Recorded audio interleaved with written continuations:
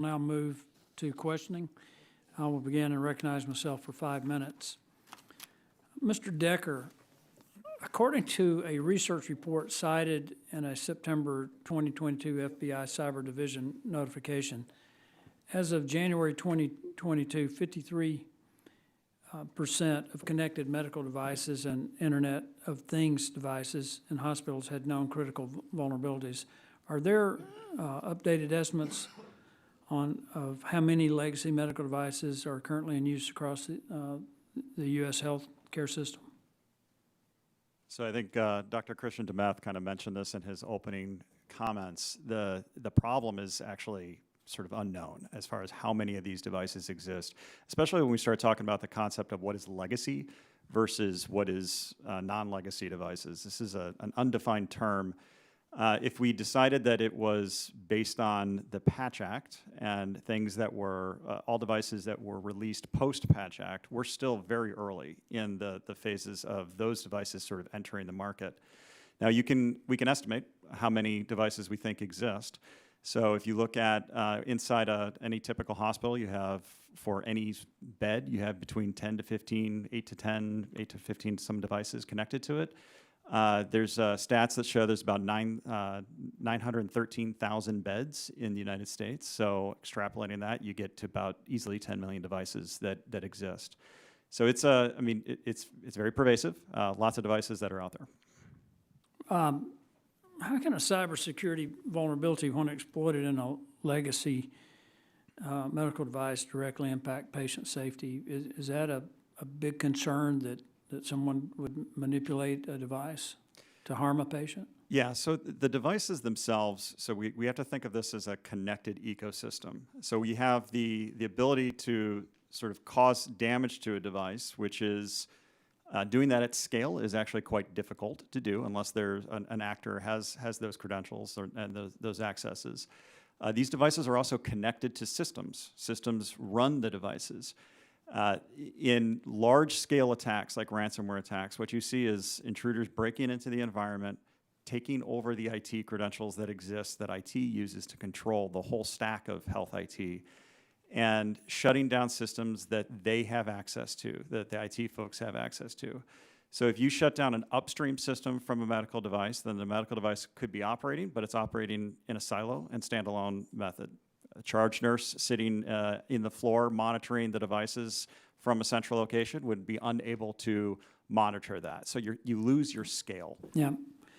Mr. Garcia, how does the widespread use of legacy medical devices make healthcare sector more susceptible to cyber attacks? And I have a particular interest in this. There have been ransomware attacks against hospitals, and I don't know that I've ever gotten a clear explanation for how those occurred. Is it possible that an entire hospital could be subject to a cyber attack because they gained entry through a medical device?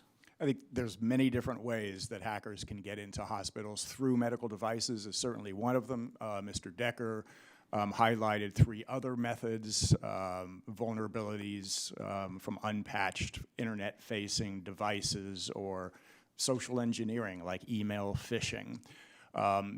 There's so many different ways that you can get into a hospital system, and where the medical devices aren't targeted so much directly, it's more about getting money out of the hospitals when you ransom the entire hospital system and all of the data and devices. When you do that, Mr. Daniff, I think I just wonder if there's other ways that if you had, let's say the cyber attack occurred on the hospital, could there be, for lack of a better way to describe it, a backflow into a medical device where they could park something that they could use later? The theoretical, yet to be proven example that you bring up is definitely possible.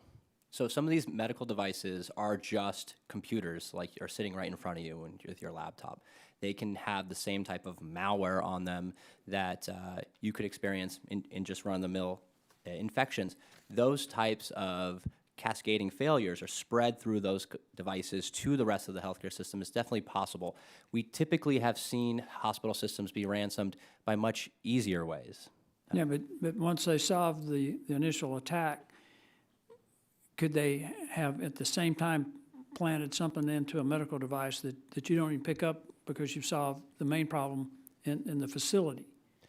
It's absolutely possible that a skilled adversary, someone like a state actor, could deploy advanced tactics like that to persist on a network despite you trying to clean it up. So if a hospital's been ransomed, they think they can get rid of the infection, to have some type of foothold in a network in something like a medical device is likely possible. It depends on the medical device and, again, the sophistication of the adversary.